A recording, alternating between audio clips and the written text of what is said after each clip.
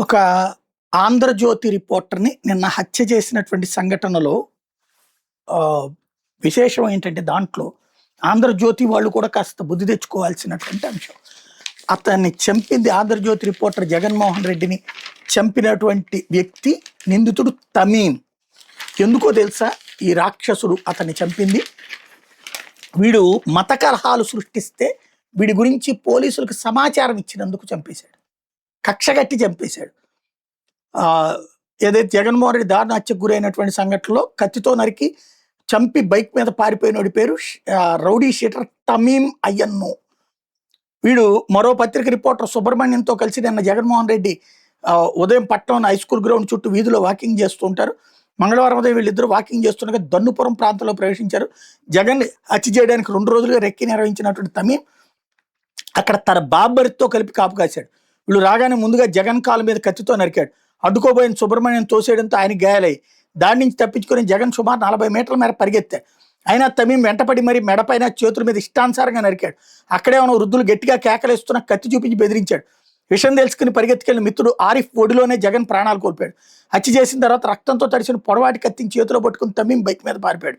పలమనేరు రోడ్డులోని కాజీపేట మీదుగా ప్రయాణిస్తూ రక్తసిక్తమైన కత్తిని ప్రదర్శిస్తూ జగన్ నరికేశానంటూ కేకలేసుకుంటూ వెళ్ళాడు. జగన్కి భార్య అంజలి, కుమార్తె భావన ఉన్నారు.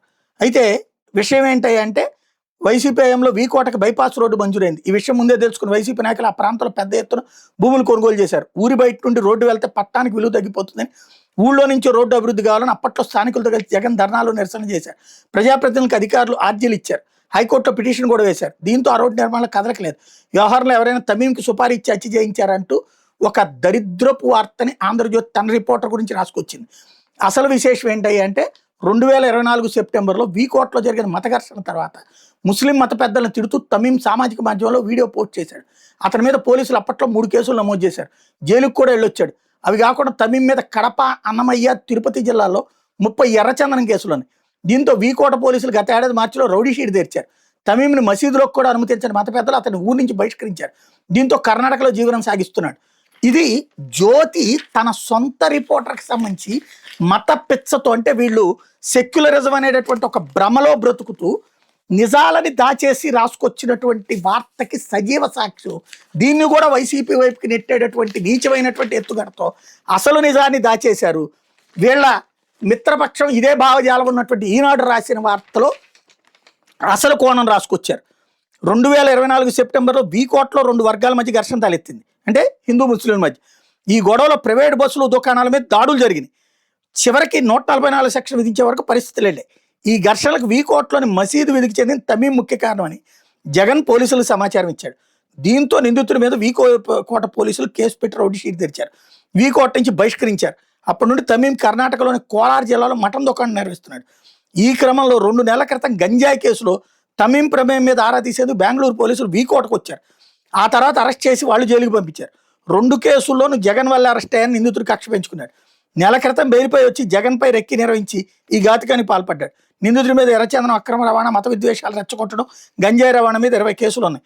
సుభాన్ మీద కూడా వీకోట స్టేషన్లో 3 కేసులు ఉన్నాయి వీడికి సహకరించినాడు. ఇది విషయం. కనీసం వీళ్ళు మనుషులా, పశువులా?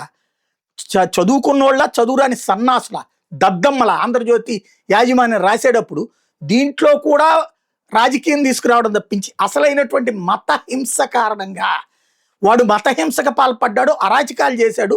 వాడికి సంబంధించి ఆ జర్నలిస్టు నిజాయితీగా బాధ్యతగా పోలీసులకు సమాచారం అందించాడు, పట్టించాడు. వాడందుకు కక్ష కట్టుకుని మర్డర్ చేస్తే ఎలాంటి స్థితికి దిగజారి రాసిందో ఆంధ్రజ్యోతి చూడండి. వాళ్ళ సొంత రిపోర్టర్కి సంబంధించిన దాంట్లో. లేదా ఈనాడు తప్పని వాళ్ళని రాయమనండి.